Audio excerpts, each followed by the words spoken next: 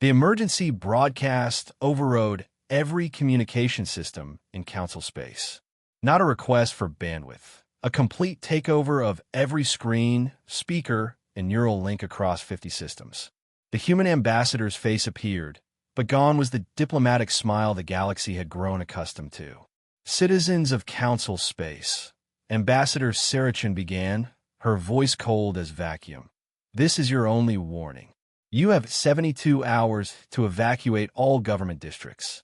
Any civilian who remains near Council facilities after this deadline cannot be guaranteed safety. The broadcast ended. Panic erupted. 3 days earlier, the Galactic Council had made a fatal error. After accepting humanity's protection for 5 years, after human ships died, defending Council world from the Void Raiders, after Earth shared their medical knowledge freely, the Council betrayed them. They'd attempted to steal Earth's temporal shielding technology, the only defense against the coming Harvester fleet. When the infiltration failed, they tried force, attacking the human embassy and killing 17 diplomatic staff. They thought humans would negotiate, as they always did. They didn't understand the difference between humanity's patience and humanity's mercy.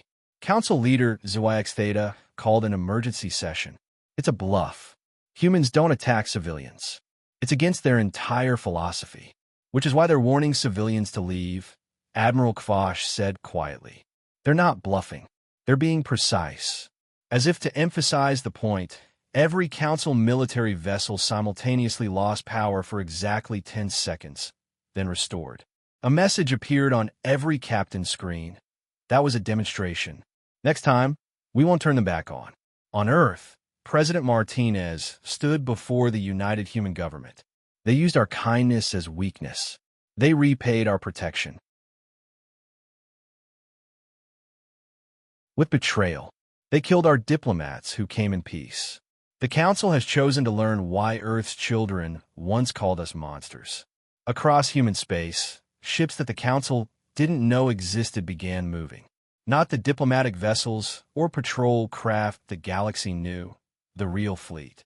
The one humanity had built after learning the universe held threats like the Harvesters. The evacuation began immediately. Some civilians fled because they believed the warning. Others because they'd seen the fear in their leaders' eyes. The smart ones ran because they'd studied human history. When humans gave warnings, they meant them. Chancellor Vrex of the War faction scoffed. Let them come. We have 10,000 ships to their hundreds. He didn't know humanity had been building in pocket dimensions. He didn't know about the automated factory ships that could convert entire asteroids into war fleets in hours. He didn't know Earth's children had learned to weaponize physics itself. 60 hours into the deadline, sensors detected something impossible. A wall of distortion approaching Council space at faster-than-light speeds. Not ships. Space itself, twisted into a weapon. What is that? SciFi Theta demanded. Her science advisor was pale. They're folding space. Compressing the distance between Council worlds and empty void. They're going to relocate our entire governmental infrastructure to dark space. Literally cut us out of the galaxy. That's impossible. So is temporal shielding. So is defeating a Void Raider fleet with 3 ships. So is every other impossible thing humans have done. Ambassador Chen appeared on screens again, this time in military uniform. Something no alien had seen before. 12 hours remain. This is not revenge. If we wanted revenge, you'd already be dead. This is surgery. We are removing a cancer that betrayed not just humanity, but every species you claim to protect.